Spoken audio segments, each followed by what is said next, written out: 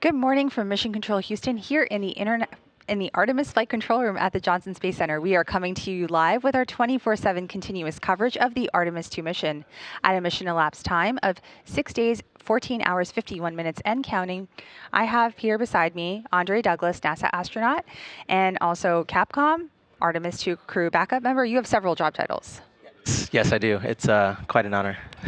Yeah, I'm sure it is. Can you tell us a little bit? You've been kind of a jack of all trades for this mission. Tell us, I saw you closeout crew. I've been seeing you here on console. You've trained with the crew. Tell us what you've been up to over the course of the mission. Yeah, so primary job has been Artemis II backup crew. It's been really fun. We do all the different systems training. We do all the different module and everything training. It's great. So some of the things we do is go out to the field and we do geology, and it's actually been a lot of fun going out to Iceland and just experiencing the beauty of the country and learning about rocks. And so that's been amazing. In addition to that, the closeout crew job has been awesome. We work with the Exploration Ground Systems group, and the whole purpose of closeout crew is to make sure we close the module out, to make sure that we can rescue the crew, to make sure we understand the emergency escape baskets, all of that stuff. It's been exciting. And in addition to that, working on Capcom console, trying to understand what's going on here in MCC, and making sure we interact with all the different disciplines and great things that we do. So it's been awesome. And I'll tie this back to the science. One of the things that's very cool about what we're doing is, for the moon and collecting observations, there is the lunar reconnaissance orbiter that takes pictures around the moon, right? And when we get that, it's a string of images that's going on the longitude, slowly rotating about the axis, and we can't see necessarily that overall view of the moon shot, 3D, yeah. right? So now we have a flyby with humans that can get and really use their own minds to figure out what angles are great and when to zoom in, when to not. And we can combine the data from LRO, the orbiter, and now these photos, and now we have this much more complete picture. So just extrapolate that concept out to what would Mars be like, and even the base. When you have these different views, you really get an understanding of perspective. Because one of the things on the moon that the crew talked about was, man, looking at this from a 3D perspective, it really pops out. And you see that at Earth when you're on ISS and you're looking at cloud formations, or you're looking at hurricanes. When they're flying by, every 90 minutes, they can kind of see how that's changing at an angle. And that's just something that is really hard to describe. And you also might see a phenomenon that it's hard to see from a 2D perspective or a timestamp perspective. So again, with Moon to Mars and being able to put all of these assets together, that's going to give us that just ultimate view, and both spatially and temporally. It's pretty exciting. I'm excited, and I'm excited for what the future holds. This mission, I don't know about you, but for me, it's been phenomenal to see the images coming down, to see all of the burns, the crew happy, the eclipse glasses. I loved it. Yeah, that was awesome.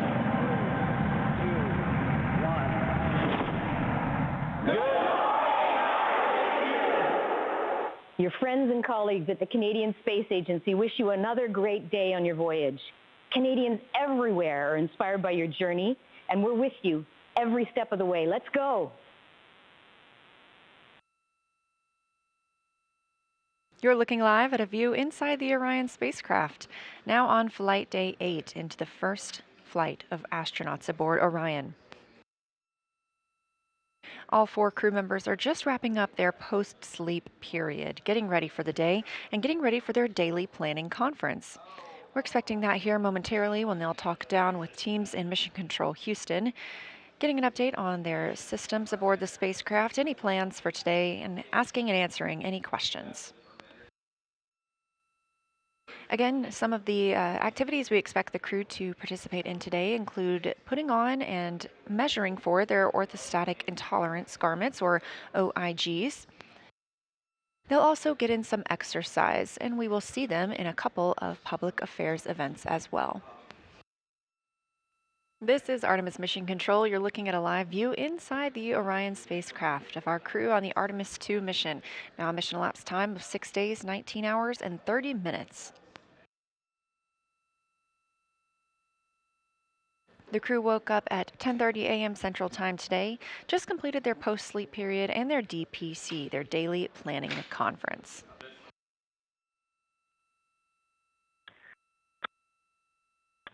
Houston Integrity, the CUD valve is closed. We have a good view out the windows. Our crew camera view is only so-so, and I'm waiting on your go. I will stop recording.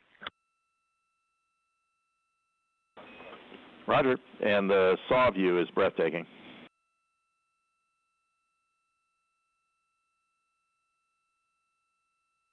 We love a good blizzard. The less said about the snow, the better.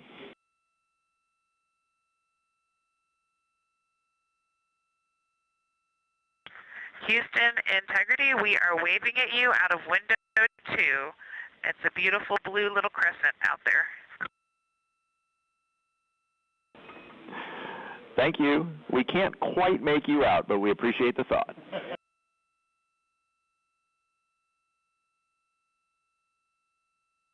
We're working on changing that. Thank you, Stan. And while I have you, can we do another dump just for our purposes? Yes, you may. At this time. Please do. Thank you, sir. That was NASA astronaut Christina Koch reporting to Capcom Stan Love and all of us here on the Earth that outside the windows of Orion, she can see us right now. Of course, this is a view looking back on the spacecraft from a camera mounted on one of its solar array wings. We've been getting beautiful views of both the moon and the Earth, as well as incredible views of life inside the spacecraft. You can find all of those on images.nasa.gov, and make sure you follow NASA and at NASA Artemis on social media to make sure you don't miss a thing. Man, Steve, we got so much going on. I feel like we're on the International Space Station right now. This is an awesome day here. Hey, can you confirm this is my final exercise of the mission? It'll just help me with stowage management. Reid, that's correct. Okay, thanks, Dan. And for what it's worth, today's exercise is the last exercise for all crew members. Starting tomorrow, we will not have the time. Integrity Houston for optical comm.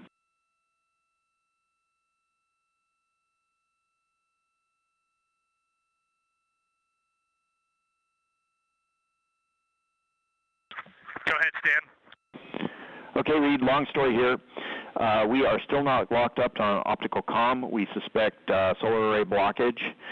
So between exercise sessions, between when you're done and Christina starts, we want to put a 25-degree roll on the vehicle, about a 1-minute maneuver to an attitude where we think optical comm can see the ground terminal. Now, when we do that roll, we will have only one phased array antenna pointed at Canberra. So if that antenna fails, we'll lose comm, and a string swap will not recover it. So if we lose comm while we're in that attitude, you will have to maneuver the vehicle back to bias tail to sun, where a second antenna will be available. And I have a procedure number and some check MCC numbers when you're ready to copy.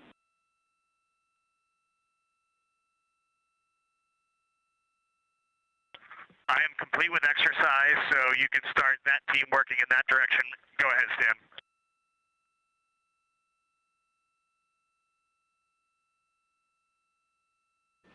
You can see some of those maneuvers happening right now. Again, targeting to sync up with OPCOM, the optical communications. This is a live view from the spacecraft looking at the service module. This video coming from a camera mounted on the tip of Orion's solar array wing. There are 4 solar arrays. Each solar array could panel 2 3-bedroom homes.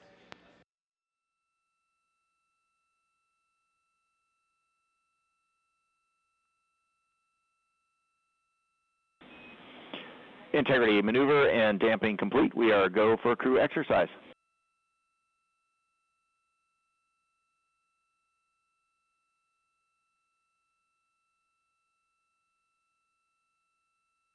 All right, we copy. Thanks, Dan. The flywheel team, this is a great device. We really enjoyed it in this small cabin. It's perfect, and it gave us a lot of good opportunity to get our heart rate up and also get some great resistance exercise. So we just wanted to shout out a nice thank you. Here we go.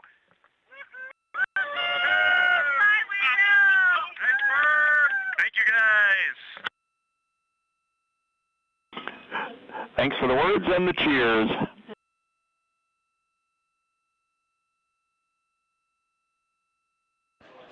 That was Commander Reid Wiseman calling down that they have finished exercise for the mission, and that's worth celebrating. Integrity Houston, no action on the enabled caution. That's part of our cabin repress. It should clear on its own soon.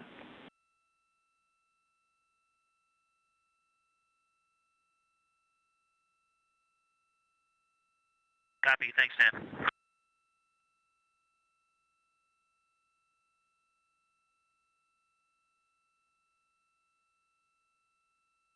NASA astronaut and capsule communicator Stan Love calling to the crew aboard the Orion spacecraft. They received a caution about their cabin pressure. However, it will clear out on its own after the oxygen levels out inside the cabin. We are currently repressurizing Orion. There was a demonstration flight test objective to have the cabin pressure at 10.2 psi. That repressurization has been going on for about an hour and a half now, and the pressure is currently at 13.27. We're currently at a mission elapsed time of 7 days and 6 minutes, meaning it has officially been a week since Orion launched to fly around the moon and come back home to Earth, targeting that splashdown in 2 days, 1 hour, 25 minutes in the Pacific Ocean. We do expect to see the crew and hear from them shortly during the Canadian Space Agency Public Affairs event. That'll be in about 40 minutes. He hears us. We got you loud and clear, Josh. Great to hear your voice. We got Jenny and Capcom, and it's great to have you on board Integrity. Thanks for joining. Thank you, guys. We're good? Thank you, thank you, thank you. Jeremy, and to your crew aboard, we have a very special guest tonight who would like to say a few words to you. And so, c'est avec grand plaisir que je passe la parole au très honorable Mark Carney, Premier Ministre du Canada. Merci beaucoup, Joshua. Et tout d'abord, Jeremy, je veux commencer en français parce que tous les Canadiens et Canadiennes sont tellement fiers de vous pour bien des raisons, mais c'était incroyable de vous entendre parler français pour la première fois dans l'espace. And as I say, Canadians are so proud of what you're doing and the collaboration. And I just want to have a chance, if I may, I'm thrilled. I'm absolutely thrilled to be speaking with you, Jeremy, and the crew. We've all been watching and inspired. Yeah, Integrity Houston, cabin repress is complete, 14-7, and we'll stay that way for the rest of the mission.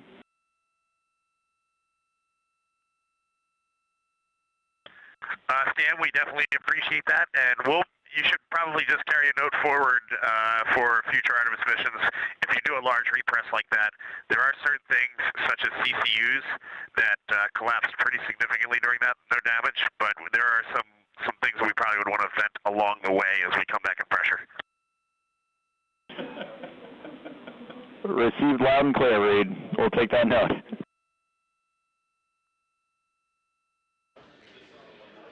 That was Commander Reid Wiseman calling down to the ground. We did conduct the cabin repressurization today. The cabin pressure was kept at 10.2 psi for an extended period of time as part of a test aboard the spacecraft, as this is a test flight, the first flight of humans aboard Orion. Everything we learn is helping us prepare for future missions. Houston Integrity, call in the blind from a Peltor, and just doing a test for the Peltor noise reduction flexible activity. These actually work really well. We have 3 crew members on Peltors, 1 in the toilet, and we're using the Bluetooth feature to talk between them, and they sound really good. Noise canceling makes them very quiet, and then talking to each other with push to talk on the headsets.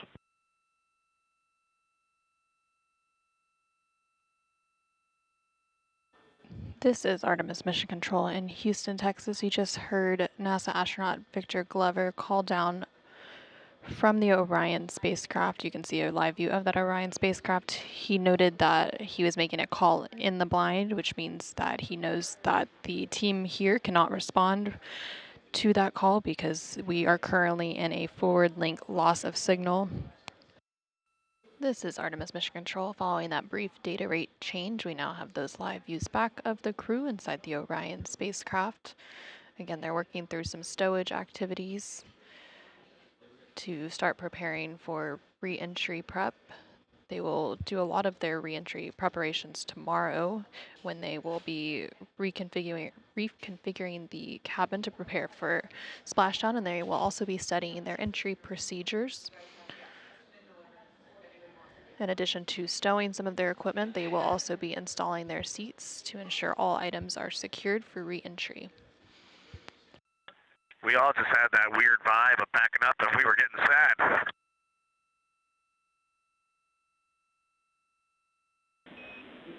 Oh, we feel it too, but we'll be happy to have you back. Awesome. Let me have a look, and we'll let you know if we have anything we can tee up for you now. Otherwise, we'll wait for it as scheduled.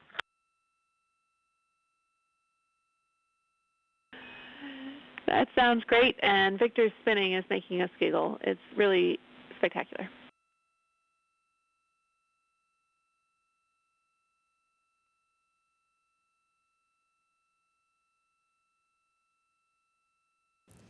Integrity, this is NASA PAO Courtney Beasley. How do you hear me?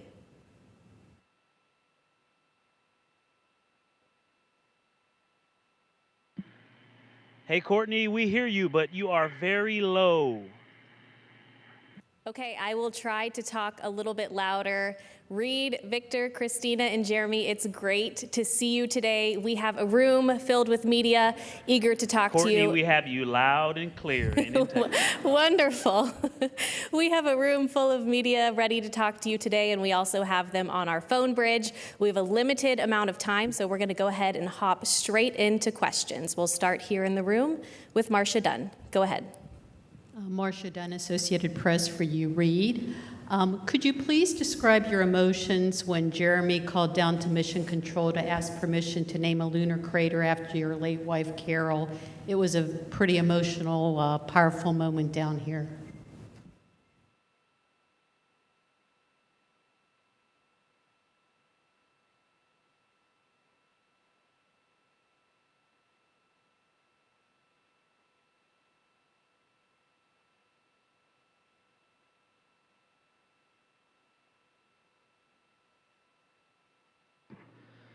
Marcia, it was a powerful moment up here as well. My crewmates approached me when we were at Kennedy in quarantine, and they said, "Hey, the three of them had talked, and they would like to do this," and that was an emotional moment for me. And I just thought that was just a total treasure that they had thought through this and they had offered this. And I said, absolutely, I would love that. I think that's just the best. And I said, but I can't give the speech. I can't give the talk. And Jeremy, the kind of guy he is, he said he would do it. And it was getting emotional there. And I think when Jeremy spelled Carol's name, Carroll, I think for me, that's when I was overwhelmed with emotion. And I looked over and Christina was crying. I put my hand down on Jeremy's hand as he was still talking. It was right there on that rail.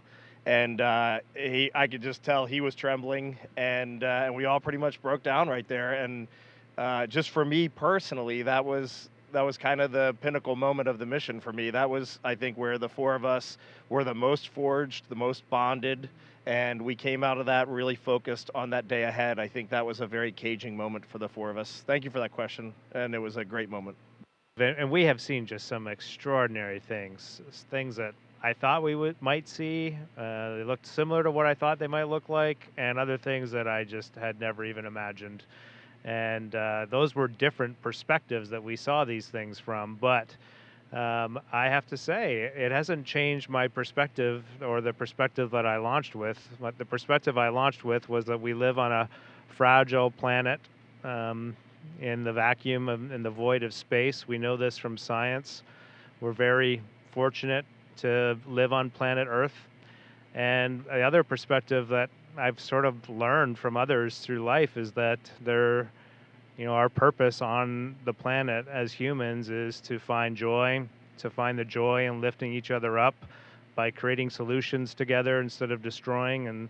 And when you see it from out here, it doesn't change it. It just absolutely reaffirms that.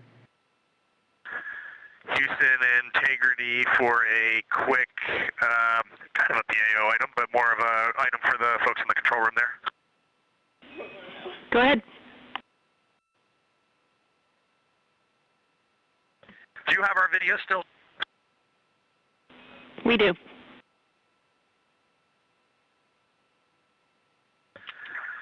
I'm not sure if it made it in the handover, but this morning we were asked to go unpack a very special item, and we just wanted to we wanted to share it in that PO event. We just didn't get an opportunity to do so. So we're going to share it with you all because we need to share this. Like this has to be shared, right? So in Victor's hands here is the Apollo 18 flag that the agency asked to have put on board Artemis II so that it could take its rightful trip around the moon. And the four of us are just honored to have this here. We're honored that it is in our presence, and we are honored to carry the torch from Apollo through Skylab, through the space shuttle, through our beloved International Space Station, and now back further than humans have ever gone, around the far side of the moon, and safely home back to Houston. So we just wanted to share this with you because it needed to be shared. Thanks. Carrying the torch indeed. Thank you for sharing it with us and the world, and we'll look forward to welcoming you and that flag back to Houston shortly.